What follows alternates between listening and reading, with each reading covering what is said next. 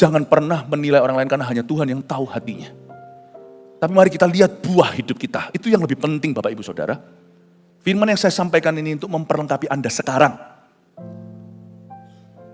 Bukan untuk Anda pakai ukuran ini terhadap orang-orang sekitarmu. Tapi sebagai satu sabuk pengaman. Hingga Anda bisa melewati setiap musim kehidupan dengan Tuhan. Firman ini adalah tongkat, firman ini adalah gada gembala. Untuk menuntunmu di jalan yang benar dulu, oleh karena namanya. Lalu setelah itu membawamu melalui pemandangan, sekalipun kau dalam masalah, selalu bisa melihat rumput hijau dan air tenang.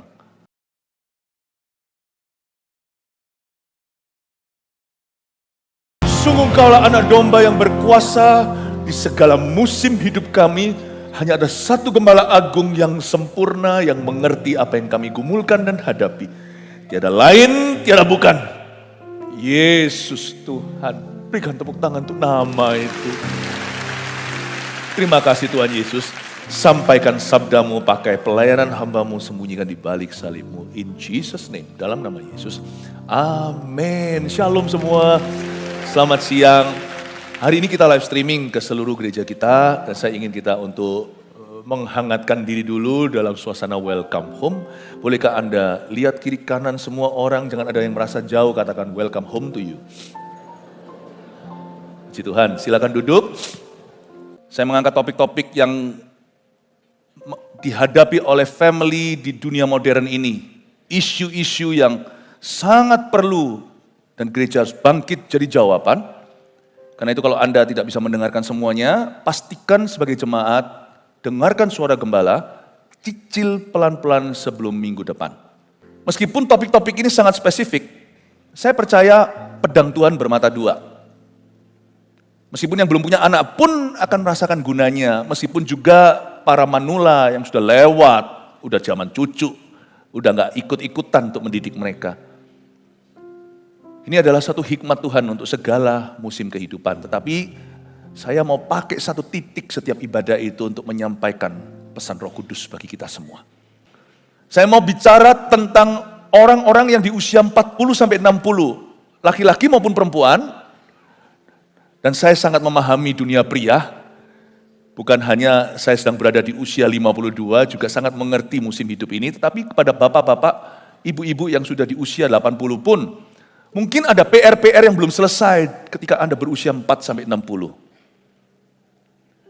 Sama dengan anak kecil waktu berubah jadi remaja, remaja jadi dewasa, kalau mereka belum selesai, tabung panahnya belum dibuat penuh, biasanya nanti mereka menjadi orang dewasa yang bermasalah. Saya percaya ini semua akan menarik ke belakang, akan ditarik ke belakang untuk selesaikan di area-area bolong hidup kita. Dan Anda yang belum usia 40 juga, Anda harus mengerti kenapa bangun fondasi di masa mudamu, sebab krisis paruh baya itu ada atau midlife crisis. Meskipun setiap orang manifestasinya beda, pengalamannya tidak sama. Jangan kau kira bahwa ini pukul rata, semua orang pasti ngalami yang sama. Wanita misalnya menopause, ya. Nggak akan beda-beda, tetapi pada dasarnya manusia akan mengikuti satu siklus dalam kehidupannya dan kita harus ready dan jalan dengan Kristus. Apakah itu sebuah kutukan atau batu loncatan? Up to you. You have a choice. Kita punya pilihan. Jadikan itu selalu apapun musim kehidupan, jadikan itu batu loncatan. Batu tumpuan, jangan jadi batu sandungan. Saya mau mengangkat satu tokoh di dalam Alkitab, yang ketika dia masuk di paruh bayanya, dia berdosa, berubah, dan jatuh dalam kesalahan skandal yang luar biasa. Dan orang ini tidak disembunyikan oleh Bible di Alkitab, dia diceritakan kehidupannya untuk kita belajar. Dia adalah Raja Daud, kita buka sama-sama 2 Samuel pasal 11, ayat 1-5, nanti saya akan kasih Anda poin-poin. Hari ini kan seminar, jadi izinkan saya bicara secara praktis, teknis untuk Anda bisa mencatatnya nanti. Siapa tahu berguna dalam kehidupan Anda hari-hari ini. Daud dan Batsheba, kisah krisis paruh baya, kutukan atau batu loncatan, hanya 5 ayat saja kita baca bersama-sama pembacaan Alkitab. Kalau boleh sambil bangkit berdiri kita membacanya. 1, 2, 3. Pada pergantian tahun, pada waktu raja-raja biasanya maju berperang, maka Daud menyuruh Yoab maju beserta orang-orangnya dan seluruh orang Israel. Mereka memusnahkan Bani Amon dan mengepung kota Raba, sedang Daud sendiri tinggal di Yerusalem. Sekali peristiwa pada waktu petang ketika Daud bangun dari tempat pembaringannya, lalu berjalan-jalan di atas sotoh istana. Tampak kepadanya dari atas sotoh itu seorang perempuan sedang mandi. Perempuan itu sangat elok rupanya. Lalu Daud menyuruh orang bertanya tentang perempuan itu. Dan orang berkata, itu adalah Batsheba binti Eliam, istri orang Uria, orang Het itu. Sesudah itu Daud menyuruh orang mengambil dia. Perempuan itu datang kepadanya, lalu Daud tidur dengan dia. Perempuan itu baru selesai membersihkan diri dari kenajisannya, kemudian pulanglah perempuan itu ke rumahnya. Lalu mengandunglah perempuan itu dan disuruhnya orang memberitahukan kepada Daud demikian, aku mengandung. Silakan duduk. Krisis parubaya, kutukan atau batu loncatan, mari kita sekarang lihat dan kita bedah ayat-ayat. Pada pergantian tahun, katakan pada pergantian tahun. Kita nggak tahu ini tahun berapa, tapi ada dalam sejarah, kalau mau diselidiki tentunya ada berapa tahun atau tahun berapa sebelum Masehi. Tapi saya nggak tertarik di situnya. Saya tertarik ini untuk menerapkan ini dalam hidupmu dan hidupku. Pada pergantian tahun, saya tunjukkan dulu kira-kira di usia Daud, kira-kira dia berapa tahun. Daud itu jadi raja umur 30, dia diurapi pertama kali waktu itu. Dan ini pengalaman setelah dia kalahkan Amon, jadi dalam sejarah sudah berjalan sekian lama dalam pemerintahan Daud. Dia sudah menang banyak perang. Daud sudah sukses jadi raja. Yang membuat orang itu lebih bahaya di saat dia parubaya, ada karena dia pegang uang. Dan karena dia punya wewenang. Bukan berarti orang kaya miskin beda, semua kita manusia. Lapar ya lapar, dingin ya dingin, hujan ya hujan, kita semua basah. Tapi tahukah Anda, kalau Anda hari ini bergumul, belum selesai dalam masalahmu, itu pun berkat terselubung. Anda belajar bergantung. Bergantung pada Roh Kudus. Tidak semua yang namanya berkat, khususnya yang jasmani materi itu adalah berkat. Kalau Anda tidak ready, itu akan jadi kutuk. Daud itu sukses benar. Dia udah mapan. Bahaya dengan kemapanan. Kita kan selalu cari orang mapan. Mau cari jodoh dari Tuhan. Yang penting itu kepribadian. Oh iya, pribadi apa? Mobil pribadi, akun pribadi, jet pribadi. Jangan takut kalau kita mau jadian sama orang, beritahu sama anak-anakmu, asal mereka berdoa, sama-sama dalam Tuhan, dan kelihatan bahwa orang laki-laki itu, kalau anak Anda perempuan, laki-laki itu sungguh-sungguh dengan kehidupannya, rambut disisir lah ceritanya. Orang yang self-respecting, dia bisa menghargai hidupnya.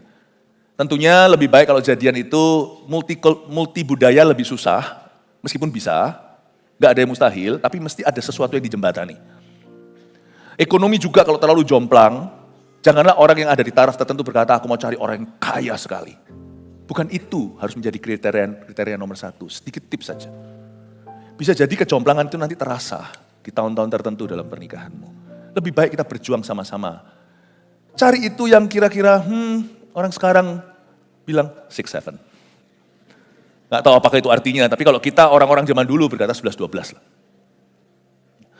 Cari orang itu yang baik secara ekonomi, pendidikan. Coba bayangkan profesor jadian sama orang yang tidak lulus SMP. Nanti akan ada sesuatu yang nggak nyambung. Saya nggak berkata ini semua hikmat ya, hari ini saya bicara tentang hikmat. Hikmat itu bukan pengetahuan baku, tetapi pengetahuan yang diaplikasikan di lapangan hingga kita berhati-hati dalam memilih. Kalau kita bisa ada seperti itu beda. Karena itu tidak usah kita cari orang mapan. Tapi cari orang yang kerja dan orang yang bisa menata hidupnya termasuk mengelola keuangannya. Kita tidak usah punya rumah, punya mobil, punya segala sesuatu baru nikah. Asal kita tidak dalam hutang piutang, tidak dikejar-kejar sama lintah darat. Asal kita bisa saving dan belajar itu. Dan kalau kita itu punya pekerjaan yang kita bisa benar-benar rawat, kembangkan. Baik itu karir atau karir sendiri ataupun kerja sama orang lain. Nggak usah nunggu sampai kita itu mapan. Menikah baru umur 45. Gak tentu Anda akan happy. Kemapanan itu bukan berkat tertinggi, itu bisa jadi jebakan. Daud pada waktu mapan dia berubah. Harusnya istrinya, misalnya seperti Abigail yang bijaksana itu, pasti elus-elus dada, tahu gini ya, aku mendingan lompat dari gua ke gua. Daripada dia di istana lalu jatuh sama Batsheba. Bukan berarti bahwa berkat jasmani atau materi itu jahat, bukan. Tapi hati yang gak ready akan terjerat. Daud kira-kira umur berapa ini?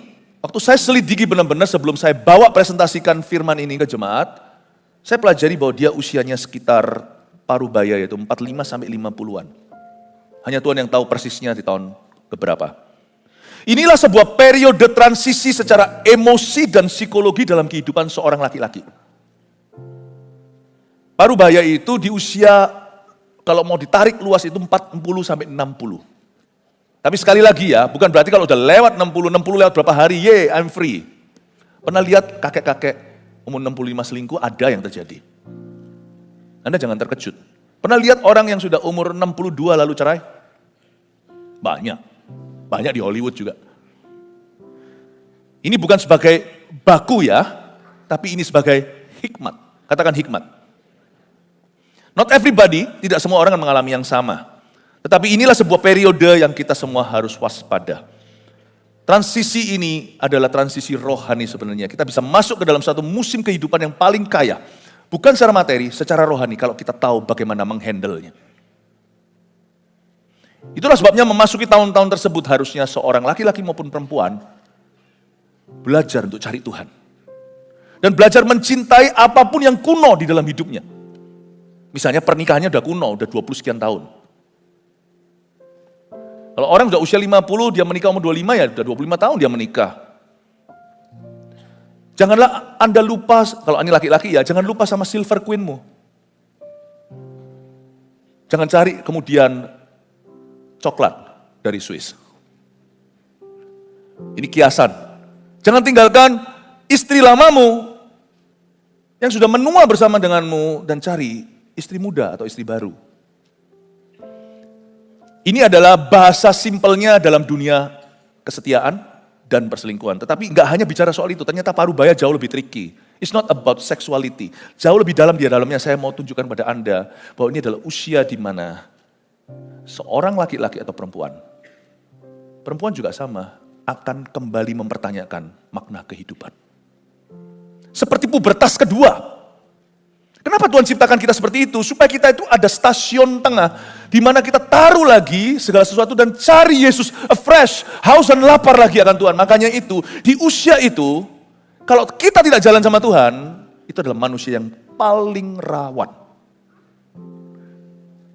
Titik-titik rawan itu ada, tadi pagi saya jelaskan, saya tadi pagi jelaskan secara detail sekali, cara ngomong sama anak, khususnya dalam hubungan orientasi seksual, dalam membimbing masa depan dan cara pandang, menuntun tujuan kehidupan mereka yang ada di depan mereka yang banyak hal masih misteri. Gimana ngomong sama anak, umur 5 sampai umur yang ke, berapa tadi saya bilang? Umur 5 sampai umur 10. Lalu umur 11 sampai 13, 14 plus gimana cara ngomongnya, saya jelaskan secara spesifik. Beda pendekatannya. Sekarang saya bicara sama anak kecil yang umur 40 sampai 60. Yang masih terjebak di dalam tubuh. Ingatlah bahwa di dalam tubuhmu tinggal di eternal one, yang kekal. Semua musim kehidupan tidak boleh membuat kita terkilir, jatuh, dan berhenti di sini. Tinggal di dalam tubuh kita adalah Bapa yang kekal, Raja Damai. Kita semuanya termasuk orang-orang tua yang terjebak di dalam tubuh orang-orang muda. Di dalam diri kita tinggal Allah Bapa, karena kita di dalam Kristus. Jangan kau berubah di titik manapun dalam kehidupanmu. Hati-hati dengan sifat yang narsistik. Itulah sebabnya saya terus ngomong di gereja ini, itu untuk melindungimu. Gereja ini punya satu culture, ada satu kebudayaan ikawan. Jangan banyak gaya. Gereja ini tidak mau, kita itu semua hamba Tuhannya. Kita tidak mau banyak gaya. Terus at the end of the day, di akhir segala sesuatu yang kita lakukan, it's about Christ anyway, bukan tentang diri kita. Kita patut mempresentasikan diri sebaik mungkin. Kalau kita bisa baik, kenapa kita harus buruk? Kalau kita bisa memberikan servis terbaik, PAW seperti ini, kalau kita bisa latihan dulu rehearsal, kenapa kita mau amburadul ya kan? Gak ada company yang jadi lebih buruk kalau ditangani orang yang benar, perusahaan itu pasti akan jadi lebih bagus. Pastilah. Saya yakin. Kita harus mempresentasikan diri sebaik mungkin, saya setuju. Berpakaian dengan sopan. Kenapa kita berpakaian baik ketika datang ke gereja? Nggak tentu pakaian baru atau mahal. Tapi karena kita mau menghargai Kristus ya kan? Kita ketemu pejabat aja lo nggak asal-asalan. Nggak asal-asalan. Baju lama boleh tapi dicuci, disetrika. It's not about materi. Apapun juga yang kita pakai, kenakan, apapun juga yang kita gunakan semuanya itu kita memberi yang terbaik. But remember, itu bukan akhir segala sesuatu. Itu semua hanyalah tool. Kristuslah satu-satunya tujuannya. Remember that, kita tidak boleh banyak gaya. Karena kalau tidak nanti kita akan jadi kuda liar di usia berapa. Tiba-tiba berubah segala sesuatu. Lalu kita lupa apa yang penting dalam hidup ini. Kita sekarang coba lihat ya perkembangan Daud. Kita lanjutkan. Dari ayat 1 saya baca lagi. Pada pergantian tahun, pada waktu raja-raja biasanya maju berperang. Ini semua lagi perang nih. Daud menyuruh Yoab maju beserta orang-orangnya dan seluruh orang Israel. Yoab ini lebih muda. Yoab ini panglima bala tentaranya. Yoab ini sebenarnya adalah keponakan Daud. Mereka memusnahkan Bani Amon dan mengepung kota Rabah. Bani Amon itu sekarang di dunia modern itu di daerah Yordania. Jadi tetangga Israel, utara Amon, selatan itu Moab. Lalu selatan lagi itu, tengah itu Moab, selatannya lagi itu kaum Edom. Jadi interesting, semua bangsa-bangsa atau suku bangsa yang tertulis di Alkitab itu sekarang ada versi modernnya. Meskipun mereka tetap people yang berbeda, tapi dulu asal-usulnya itu begitu. Di bawah sana itu kaum Edom, ya, saudaranya Yakub dari Esau. Dan itu Bani Amon udah dikalahkan sama bangsa Israel. Nah tapi kenapa Daud sendiri tinggal di Yerusalem? Ini menunjukkan di usia 45-50 itu, kalau kita benar-benar renungkan firman ini, Daud berada dalam situasi bored. Dia merasa jenuh, boring. Dan kalau dia nggak isi, saya nggak tahu hubungan Daud dengan Tuhan seperti apa, tapi saya yakin ada bolong-bolongnya di masa-masa di mana dia agak renggang dengan Tuhan. Dan masa renggang dengan Tuhan ini nggak perlu kita meninggalkan Tuhan, cukup kita lengah, setan akan makan. Setan itu pencuri, jadi dia bisa mencuri satu season hidup kita. Jangan kau biarkan, meskipun kita bisa kembali pada Tuhan, tapi pasti ada sesuatu yang gosong dan hangus. Dalam diri anak-anak kita tadi saya ajarkan, 5-10, 5 di bawah 5 masih terlalu kecil, 10, 11-13, lalu 14 plus. Kita harus mengerti window-window atau kita harus mengerti jendela-jendela itu. Jangan kau biarkan kendor. Bukan berarti kita overprotective atau kita terlalu posesif, bukan. Tapi jangan kau biarkan kendor. Ada usia-usia tertentu, setan mau colong sesuatu. Makanya saya selalu bekerja sama dengan papa mama yang saya tahu, atau saya ajarkan pada papa mama di antara jemaat kita, kita harus jadi disciple maker di rumah kita sendiri. Nah sekarang saya mau bicara kepada orang-orang yang sudah dewasa, 40-60 malahan. Nah sekarang waktunya saya bicara kepada anak-anak kecil yang terjebak di tubuh orang tua ini. Di sini saya lihat Daud sendirian tinggal di Yerusalem. Ini sebuah gejala umum. Gejala umum, karena gejala umum parubaya itu adalah bosan. Dulu apa yang membuat dia wow, excited atau merasa bergairah, bahkan doa lama-lama sebelum hari H, sekarang jadi biasa. Makanya itu penting sekali antidotnya tetap menjaga kasih mulamu. Sekarang saya ngerti kalau Tuhan berkata, di mana kasih mula-mulamu? Lihat, kau telah jatuh. Tuhan itu bisa melihat kejatuhan seseorang sebelum dia sungguhan jatuh. Tuhan tahu waktu dia sudah kehilangan kasih mula-mula, tak lama lagi dia jatuh. Kasih mula-mula itu mengasihi hal yang sama, tapi dengan memperbaharui janji. Dengan pembaharuan hati. Kasih mula-mula itu kembali, maksudnya bergairah untuk perkara-perkara yang sama. Dia mulai bosan, waktu dia bosan, nah ini bahaya. Dia mulai tanya, what's next ya? Otomatis dia pasti mencari semacam sensasi, karena untuk melengkapi atau untuk memuaskan yang namanya internal needs, atau kebutuhan di dalam jiwanya yang tidak kunjung dipuaskan. Dia pasti cari sesuatu yang baru, sesuatu yang beda. Disinilah banyak orang di tengah-tengah parubaya. Saya tidak berkata semua yang kayak gini itu pasti gara-gara midlife crisis. Tapi inilah alasan bagi sebagian orang, it's true, yang membuat mereka banting setir. Baik itu tiba-tiba secara drastis mengganti karir, meninggalkan seseorang, lalu habis itu mengubah yang namanya lifestyle gaya hidupnya. Bukan hanya itu saja, bahkan nampak dari penampilannya, tapi hati-hati ya, kalau setiap kali kelihatan orang pakai baju nyorak. Ayo, krisis parubaya, jangan gitu. Kadang-kadang memang ada orang yang suka warna jambu, warna ungu, gak pernah berani sampai suatu hari, jangan gitu ya. Ini saya ajari sebagai hikmat, katakan hikmat. Bukan hikap, bukan jadikan sebagai alat untuk menghakimi, bukan ya. Jangan, enggak apa-apa, silakan pakai warna-warna.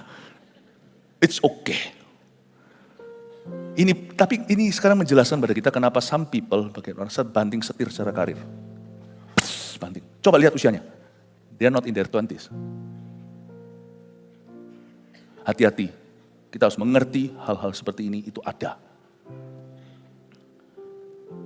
Ini saya tunjukkan beberapa gejala umum krisis paruh baya. Tapi jangan hakimi orang lain. Belajar aja untuk mawas diri. Jangan pernah menilai orang lain karena hanya Tuhan yang tahu hatinya. Tapi mari kita lihat buah hidup kita. Itu yang lebih penting Bapak Ibu Saudara.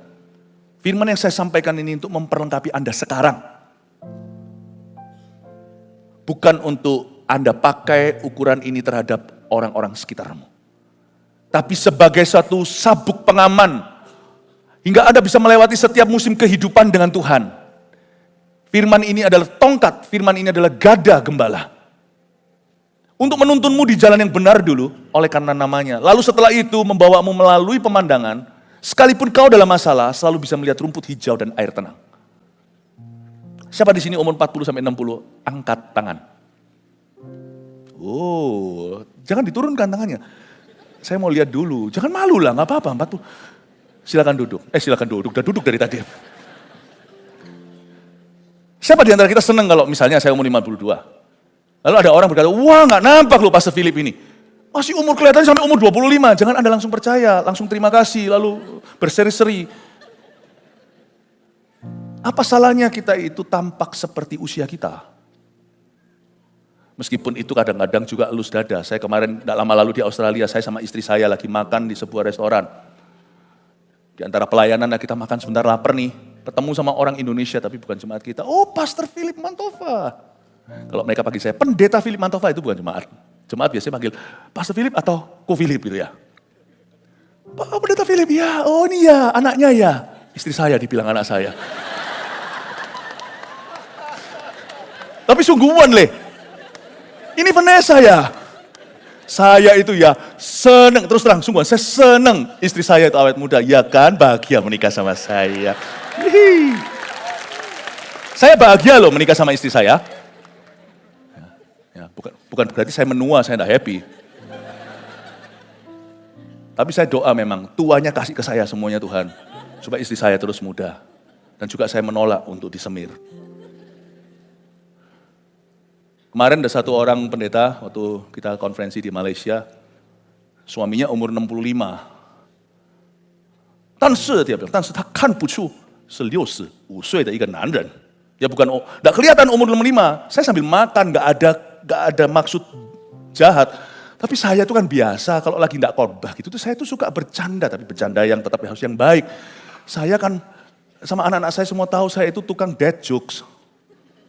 Raja Jayus ya kan. Saya nyeletuk gini, 对，他看不出65，他看得出64. Saya bilang, dia enggak nampak 65. Itu istrinya dengar, wah seneng.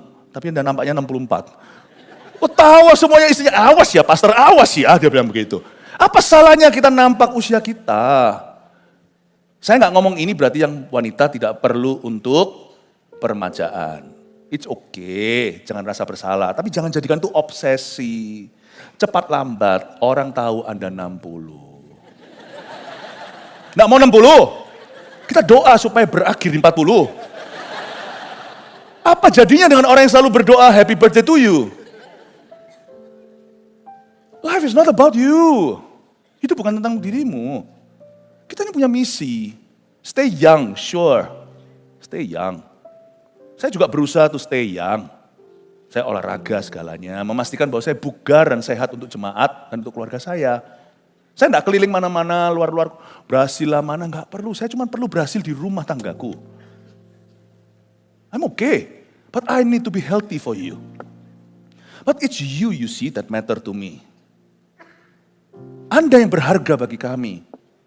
Waktu saya sakit, pertama saya mikir itu stres saya itu bukan dari diri sendiri. Saya mikirin keluarga saya. Kalau ada apa-apa dengan saya mikir Anda loh. Saya mikir Anda. Ingatlah waktu kita menginjak usia manapun juga, jadikan misi Kristus itu selalu di depanmu. Dia seperti wortel yang ada di depan kelinci. Tidak boleh hilang visi. Pada waktu kita mulai narsistik, Apalagi entitlement atau perasa berhak. Ini dicampur jadi satu toksik. Ini dijus jadi satu, keluarlah krisis parubaya yang bukan batu loncatan, tapi akan menjadi batu sandungan dan akan jadi kutukan dalam kehidupanmu. Itu yang terjadi atas Daud.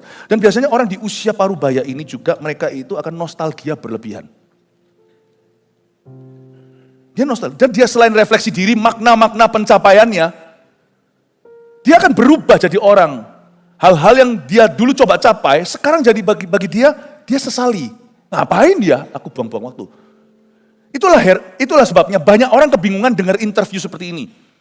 Seorang penginjil yang luar biasa dahsyat, mati-matian tinggalkan segala sesuatu untuk memenangkan jiwa. Dan one day waktu dia diinterview ketika dia sudah tua, apa yang akan kau lakukan?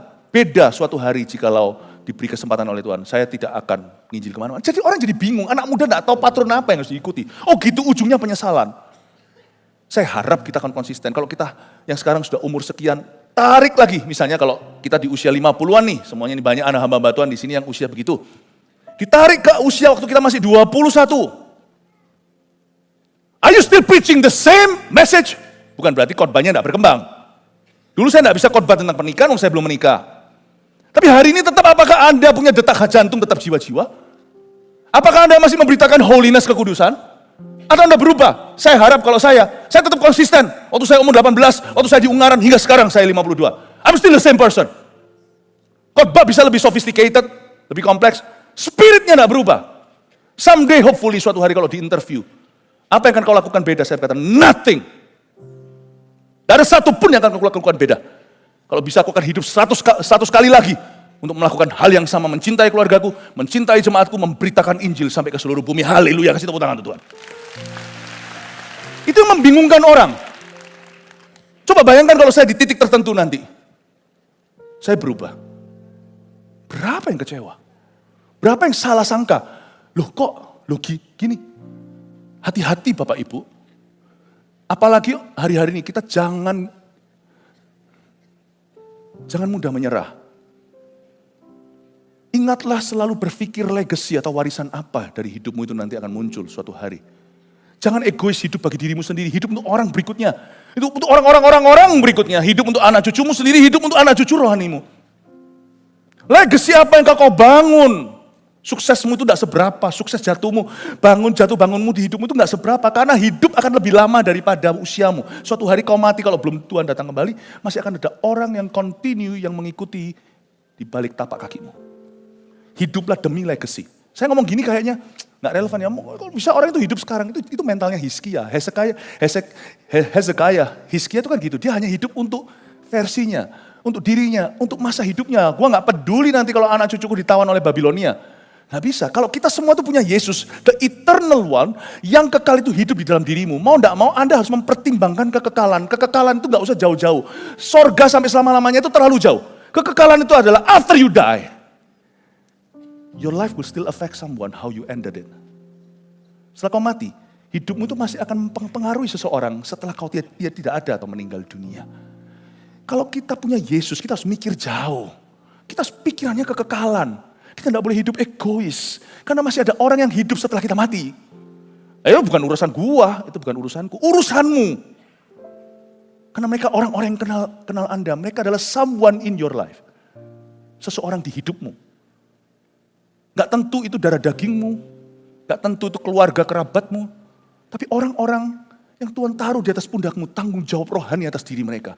Kalau Anda mengaku Anda punya hidup kekal, pikirkan sejauh itu. Kalau Anda memang punya hidup yang kekal.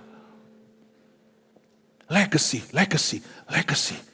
Warisan apa yang turunkan? Jatuh bangunku gak apa-apa, suatu hari orang hanya menceritakan, saya gagal, kurang bisa berbuah di area di hal-hal tertentu, di bidang tertentu saya belum menunjukkan keberhasilan, it's okay. Tapi orang kan melihat konsistensi dan loyalitasmu pada panggilanmu. Orang kan lihat itu. Yang tidak penting buat kita sekarang. Itu yang disebut MAHKOTA, mahkotamu. Mahkota kemuliaanmu itu suatu hari dari situ. Your broken legacy or fulfilled legacy. Legasimu yang tergenapi, terfulfill atau yang patah di tengah-tengah. Parubaya, hati-hati. Dan di zaman usia-usia sekian, itu terjadi perubahan suasana hati. Saya sendiri ngalami loh ya. Gejolaknya itu ada. Nah, kita kira itu hanya pikiran kita, no, itu satu fase. Di antara perasaan-perasaan yang muncul itu adalah mungkin kecemasan, putus asa, ada ketidakpuasan, rasa seperti mencari lagi. Makanya itu harus cari Tuhan. Tidak heran juga di usia-usia segini banyak orang pindah luar negeri. Orang-orang yang immigrate atau orang-orang yang pindah untuk memulai sesuatu yang baru di negeri orang. Misalnya, itu biasanya di umur 40 sekian, mereka mulai melihat seperti rumput itu hijau, lebih hijau di halaman tetangga. Which is okay. Tapi kalau if you base your decision on that alone, kalau kita benar-benar dalam segala keputusan kita itu hanya bergantung perasaan seketikamu, nah di situ nanti kita bisa miss atau kita bisa kelewatan apa yang merupakan rencana Tuhan yang lebih baik. Itu boleh menjadi semacam triggernya, keinginan. Kadang-kadang Tuhan berikan loh keinginan kita. Kalau kita bergembira karena Tuhan. Tetapi tidak boleh mendasarkan keputusan kita atas hanya perasaan sementara. Di usia-usia tertentu itu orang mulai, apalagi kalau punya, dia akan mikirkan, wah enak ya tinggal di negara itu. Dia nggak mikir itu waktu umur 20 masih banting tulang, masih kejar mimpi. Bagi dia mau tinggal di mana nggak masalah. Aku mau tinggal di istana, atau mau tinggal di sebuah tempat yang benar-benar kumuh, asal ada WC-nya ada lubangnya gitulah. Aku bisa tinggal di situ sekalipun tinggal sama Mickey Mouse sekaligus. Tapi di usia tertentu dia mulai mikir, enak rasanya ya. Di usia-usia tertentu itu orang membuat keputusan-keputusan drastis. Tapi ini juga usia-usia yang mudah menyerah. Zaman ini orang yang paling mudah menyerah itu biasanya anak-anak muda. Anak-anak muda kalau tidak diajari benar-benar punya mentalitas tentara Allah, dia akan jadi generasi stroberi yang dipencet langsung leleh. Pernikahan akan banyak mengalami goncangan di masa-masa itu. Tetapi di usia-usia parubaya juga, angin juga akan menerpa mereka, angin yang sama. Mudah menyerah. Karena itu kuncinya adalah konsistensi and faithfulness dan kesetiaan. Mari kita lihat sekarang ayat 3. Lalu Daud, ayat 2, sekali peristiwa pada waktu petang, ketika Daud bangun dari tempat pembaringannya, lalu berjalan-jalan di atas soto istana, tampak kepadanya dari atas soto itu seorang perempuan sedang mandi. Perempuan itu sangat elok rupanya. Sudah saya nggak bahas kejatuhannya itu seperti apa. Batsheba itu bisa menjadi khotbah tersendiri. Ayat 3. Lalu Daud menyuruh orang bertanya tentang perempuan itu. Daud suruh orang bertanya tentang perempuan itu. Kalau dia lagi perang, masih di usia di mana dia lari dari gua ke gua dan dia tahu prophecy will come true, bahwa nubuatan atas hidupnya akan digenapi, dia akan menjadi raja Israel, menjadi gembala Israel. Dia tidak mungkin suruh orang bertanya tentang seorang perempuan. Itu berarti ada semacam vacuum atau kehampaan, kekosongan di dalam dirinya. Kosong, hampa tujuan. Dia mulai mencari purpose, mencari tujuan di tempat yang salah. Dia pertama-tama nggak berani langsung jatuh, nggak ada orang itu langsung jatuh, itu pasti ada erosinya. Dia mulai dengan lebih berani teman-teman tapi mesra, atau dia mulai berkata, tanya Gih, perempuan itu siapa sih? Dia mulai kepo yang nggak perlu. Ini namanya hati yang pengangguran secara rohani. Coba tanyain, nggak jatuh, tapi kamu mau tanya aja, mau tahu aja itu siapa cewek itu. Dan orang berkata itu adalah Batsheba binti Eliam, istri Uria orang Het itu. Sesudah itu Daud menyuruh orang mengambil dia. Jadi ada sebuah need, ada sebuah obsesi di dalam dirinya to conquer the next land. And this time, my neighbor's wife. Untuk conquer, untuk bisa menaklukkan berikutnya. Kenapa? Karena Daud sudah mencapai titik mapan. Dan yang mau dia taklukkan berikutnya bukan kerajaan-kerajaan. Karena kerajaan-kerajaan sudah ada, panglimaku sudah bisa semua. Apalagi ya untuk aku ya. Ini, I must conquer. I do not have her yet. Aku harus taklukkan ini, aku belum punya dia. Orang ini khususnya aku tidak punya. Siapa itu? Istrinya Uria. Bawa sini Ki. Raja yang maha kuasa. Dan dia mulai mengambil keputusan impulsif, keputusan gegabah. Dia mulai banting setir kehidupannya dan gaya hidupnya dan apa yang dia tahu dan kenal selama masa mudanya sebagai kebenaran. Ditinggalkan dalam waktu sekejap tanpa pertimbangan. Ini kayaknya dia langsung jatuh. No, ada satu masa dia sudah kehilangan kasih mula-mula. Dia sudah jatuh sebelum dia jatuh. Sekian lama. Dia sudah jatuh sebelum dia jatuh. Manusia itu nggak ngerti apa yang dia kejar. Dia kejar. Dia sukses. Sukses. Lalu dia nggak tahu what to do. Lalu setelah itu, akhirnya, apa yang dia kira dia akan tuai, karena dia berusaha dengan kekuatannya, akhirnya setan yang menuainya. Di usia-usia ini, 40-60 ini, biasanya juga seorang pebisnis akan membuat keputusan paling gegabah dan jeopardize dan meresikukan seluruh usahanya. Ini usia di mana orang itu berani gambling everything.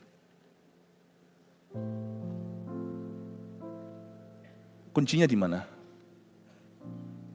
Mengikut Tuhan dengan stabil. Jangan buat keputusan gegabah. Ikuti Tuhan itu perlahan-lahan. Meskipun kita bisa berlari, tapi di hati kita harus slowly. I want no great changes. I want great revivals, yes. Saya mau kebangunan rohani yang besar. But I want no great changes in my heart. Lord, I'm still the same. Aku tetap sama ya Tuhan. Aku masih seperti dahulu. Kecuali dosa-dosamu, buang dosa lamamu, hidup baru. Tapi selain itu hal-hal yang dari Tuhan, 20 tahun lalu, aku masih seperti yang dahulu. Stay the same. Jangan panik. Jangan ke kiri ke kanan. Buat keputusan kecil, jadikan itu keputusan besar. Dan segala keputusan besar, Anda pertimbangkan kalau itu disuruh Tuhan. Jalan. Karena ini juga usia di mana orang untuk perkara-perkara tentu tidak berani ambil risiko lagi. Biasanya main aman. Untuk hal-hal yang tidak perlu kau risikokan, lamban. Untuk hal-hal yang memang harus kau melangkah dengan iman, jangan mikir, berani untuk maju dengan Tuhan. Sesudah itu Daud menyuruh orang mengambil dia. Perempuan itu datang padanya lalu tidur dengannya. Dan sebagainya. Lalu mengandunglah perempuan itu dan disuruh orang memberitahukan pada Daud demikian, aku mengandung. Coba saya kasih sedikit biografinya Daud dalam sekejap. Bermula dari seorang anak yang diabaikan, tidak punya figur ayah, dia anak cowok ke-8 dan tidak dekat dengan papanya. Papanya sendiri pun lupa, jadi bukan tipe seorang anak yang sama papanya ngobrol-ngobrol dan bisa main. Papanya udah usia berapa waktu punya dia? Nggak mungkin sudah bisa naik di bahunya segalanya, papanya udah tua. Jadi dia seorang yang sebenarnya di dalam dirinya starving love. Seorang yang butuh pengakuan, seorang yang butuh penerimaan, seorang yang butuh figur. Lalu kemudian, belum sempat dia itu ngalami gimana, dia ngalami Tuhan. Setelah ngalami Tuhan, tak lama kemudian dia jadi rising star atau dia naik daun. Daud mengalahkan Goliat itu suatu kejadian yang tidak terencanakan. Dan dia menjadi elu-elu masyarakat sampai membuat Saul raja itu iri. Daud membunuh berlaksa-laksa, Saul hanya beribu-ribu saja. Dari rising star, dia mulai memimpin orang-orang di Gua Adulam. Kepemimpinannya adalah tipe kepemimpinan post-trauma. Orang-orang yang dulu pernah trauma segalanya itu dia sangat ngerti dunia mereka dan dia menjadi turn around man di dalam dunia korporasi atau dunia dalam perusahaan, marketplace, maupun dalam gereja atau dalam apapun juga. Selalu ada tipe orang yang Tuhan pakai untuk menjadi turn around man, orang yang bisa memutarbalikkan suasana situasi itu begitu mudahnya. Padahal itu boleh dikatakan kerusakannya itu sudah sangat parah, bisa dibalikkan seperti itu. Ya, ada pula dalam sejarah presiden yang seperti itu, ada pula pendeta yang seperti itu, ada pula tokoh-tokoh pokoknya yang bisa membuat semua turn around. Winston Churchill contohnya di Inggris, membuat Inggris tidak takluk pada Jerman. Kepemimpinannya adalah turn around man. But the thing is, turn around man kalau sudah tidak mengalami krisis, menghadapi krisis, di situ Anda akan melihat mature man or not.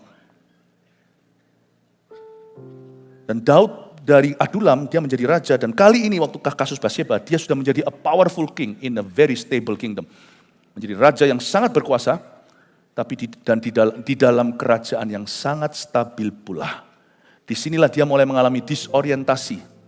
Dia tidak membangun kerohaniannya di saat tenang, tidak terjadi krisis apa-apa di depan.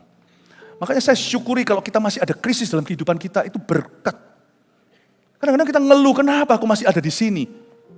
God knows, Tuhan tahu di titik mana kau akan jatuh. Bukan berarti Tuhan memberimu krisis itu, kadang-kadang ada karena kebodohan sendiri, kadang-kadang Tuhan izinkan karena kesalahan orang lain. Tapi kalau Tuhan masih izinkan Anda di sana, itu berarti ada pembentukan. Daud itu waktu nggak menghadapi krisis lagi, dia mengalami disorientasi dan karena dia mulai jauh dari Roh Kudus, saya yakin orang dekat sama Tuhan nggak mungkin ambil istri orang. Coba lihat Yusuf, nenek moyang Daud, nenek moyang Israel, orang suku-suku Israel di zaman. Coba lihat Yusuf, gimana dia lari kalau dia dekat dengan Tuhan, ya kan? Dan saya percaya ketika dia mulai hampa itu dengan kuasa di tangan dia mulai punya narcissistic narsistik, sifat-sifat narsistik. Zaman ini adalah zaman di mana setiap sifat yang ada di dalam diri seorang ekstrovert akan menjadi-jadi. Di dalam diri seorang introvert pun pernah lihat orang introvert, kalau temui secara orang-orangan dia pemalu, tapi secara sosial media ya ampun eksis sekali. Ini zaman di mana semua sifat narsistis dari Adam dan Hawa mau nggak peduli banyak atau sedikit dalam diri seseorang itu dikipas-kipas oleh dunia. Makanya itu dekat sama Tuhan itu bukan opsi tapi keharusan. Makanya tiba-tiba setelah itu keluar satu internal need, sebuah kebutuhan yang tak terhingga yang harus segera dipuaskan. I must conquer something to have value, self value. Aku harus menaklukkan sesuatu untuk dapat self value, untuk dapatkan harga diri. Dan yang dulu ku taklukkan, males aku, bosen, jenuh, gitu-gitu. Aku harus sesuatu yang baru, entah gimana. Adrenalin harus jalan dan harus merasa excited, gairah ini. Aku kembali remaja. Kalau dulu waktu remaja, cium orang itu rasanya gimana. Sekarang sudah pernah cium orang, udah menikah. Cium orang lain gimana? Dulu gimana rasanya kalau jadi orang yang jaya berhasil dalam karir atau pelayanan. Sekarang, aku sudah berhasil nih. Nah ini bahaya perasaan aku sudah. Apalagi ya, belum coba. Mumpung aku masih umur segini, I must try something new. Hati-hati dengan spirit seperti itu karena itu bukan Roh Kudus. Dan kita harus bisa membedakan. Saya tunjukkan pada Anda beberapa tips. Ada 5 yang saya kasih sebagai poin-poin untuk Anda bisa renungkan dan jadikan referensi. Khotbah seperti ini harus kau jadikan pedoman. Karena ini adalah tongkat gada gembala. Jangan dijadikan sekedar dengar atau hafalan lalu sudah. Tapi Anda ingat-ingat nasihat Tuhan. Ya, yang pertama untuk kita menjaga ini musim apapun, gak hanya 40-60. Tetapi ini semua berlaku. Karena ini prinsip-prinsip firman berlaku untuk segala usia. 1, kembalilah. Lu kok dibuka semua? Matiin, nomor 1. Thank you. Mari kita tutup dalam doa, selesai sudah. Sudah ya, oke. Nomor 1, coba ngomong kanan kirinya, lupakan poin 2-5, lupakan.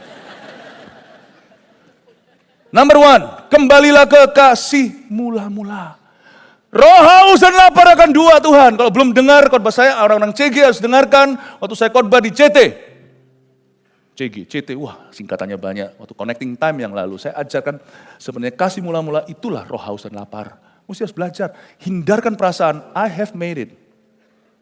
Aku sudah berhasil, aku sudah mencapai. Jangan ada itu, makanya penting kita itu humble, humility, kerendahan hati seperti anak kecil. Lord, aku mau belajar terus.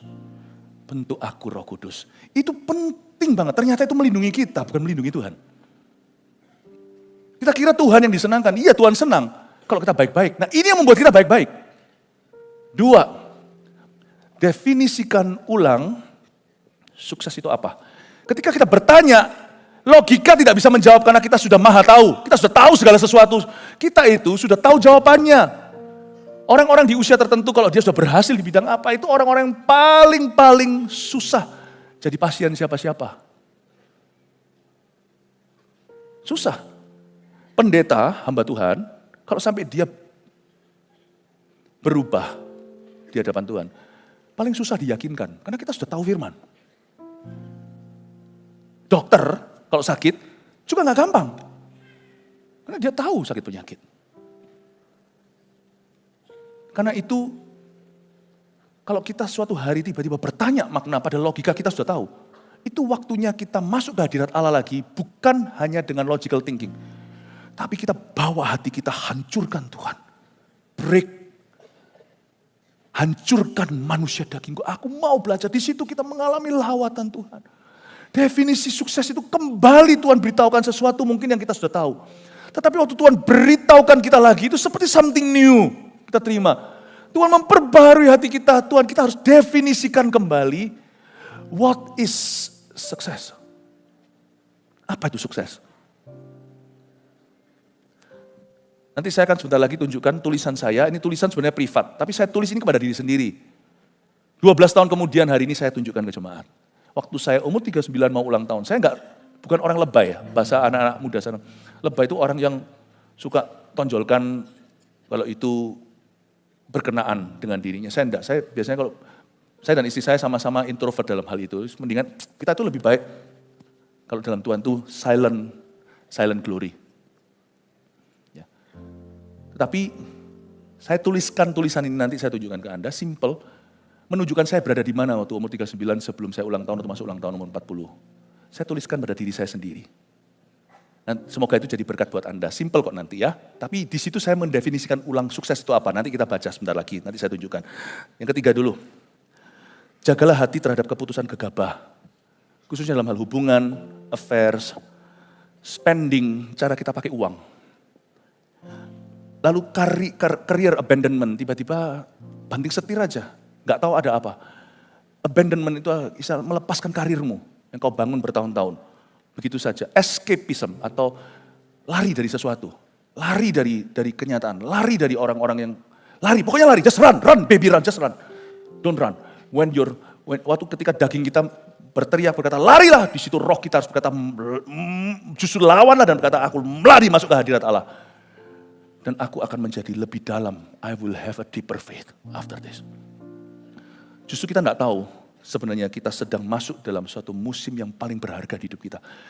Anak-anak muda, I love you so much. Nanti Super Conference ada satu sesi khusus untuk mendoakan dan mengurapimu. Itu yang kita lakukan bukan hanya tumpang tangan, something we've never done before. Kita tidak pernah lakukan. Tapi izinkan saya beritahu pada anak-anak muda yang before 30 di bawah 30 ya. Saya beritahu ya, musim kalian, kalau kalian mengira bahwa musim muda adalah musim yang paling mulia, you're very wrong. Tunggu di 40-60, that's the best season in life. Itu musim yang terindah.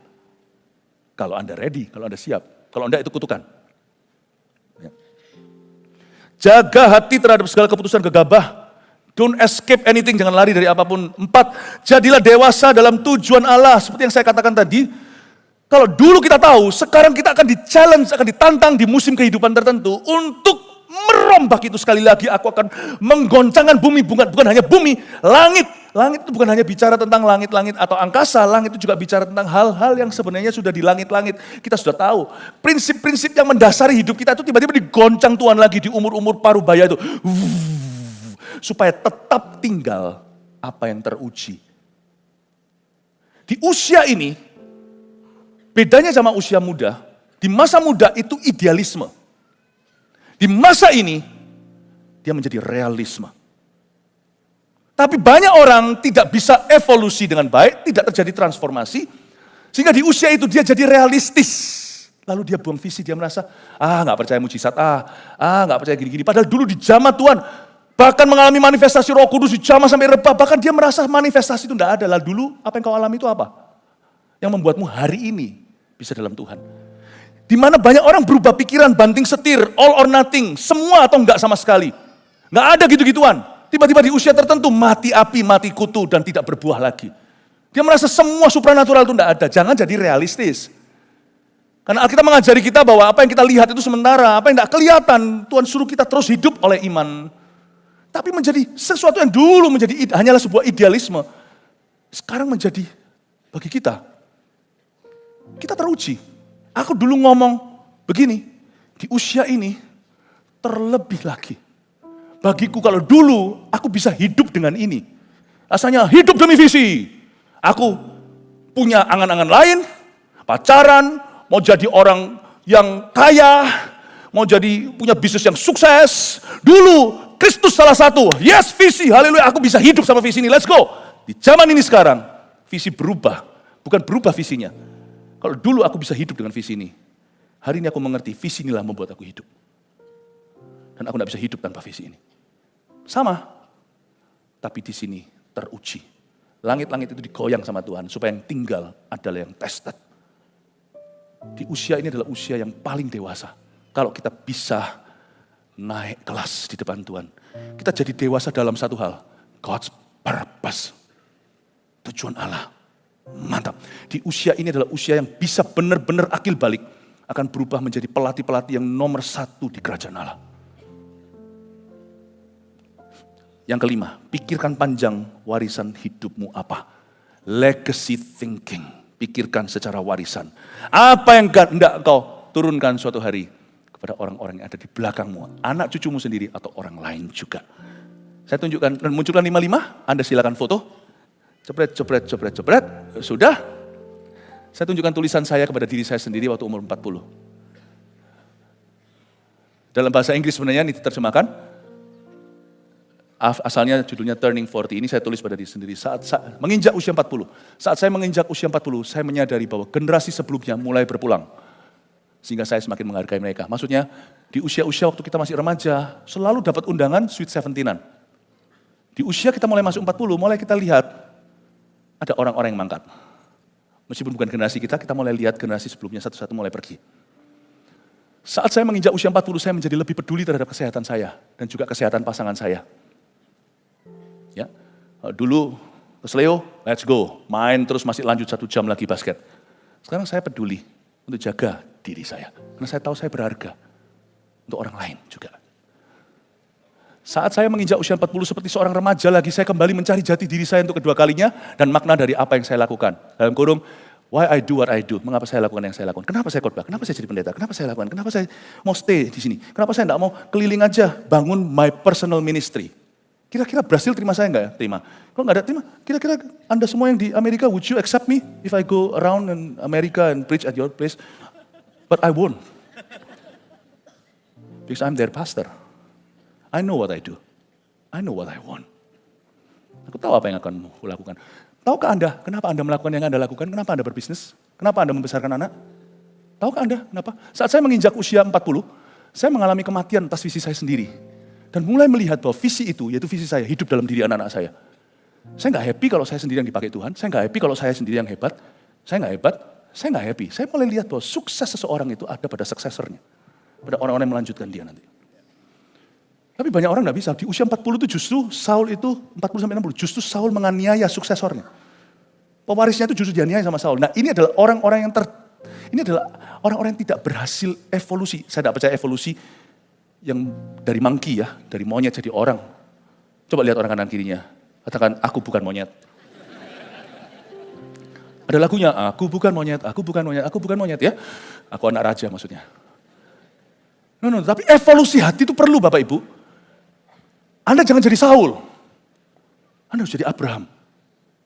Aku jadi bapak bagi bangsa-bangsa. Yang terakhir, saat saya menginjak usia 40, saya meninggalkan ambisi masa muda saya untuk memahami Tuhan secara intelektual. Dalam bahasa Inggrisnya saya tulis, to know about God. And I choose to simply know Him. Bagi saya sekarang knowing God is more important than knowing about God. Kalau kita tidak hati-hati, anak muda kita rasa kita tahu segala sesuatu. Sekarang kita hanya kenal Tuhan, sudah cukup. Dan saya merasa cukup. Saya tulis itu. Dan bahagia. Saya tulis pada diri sendiri, baru setelah itu orang berkata, happy birthday to you dan sebagainya. Saya tahu saya memasuki musim yang terindah dalam hidup saya. Saya masih berada di musim itu. Saya harap Anda yang sudah keluar dari musim itu, sungguh-sungguh berhasil evolusi hati. Anda yang belum masuk di sana, siapkan hati. Sebab itu akan menjadi musimmu terindah. Krisis Parubaya, kutukan, not in this church. Bukan di gereja ini. Tapi batu loncatan buat setiap kita. God bless you. Kasih tepuk tangan ke Tuhan.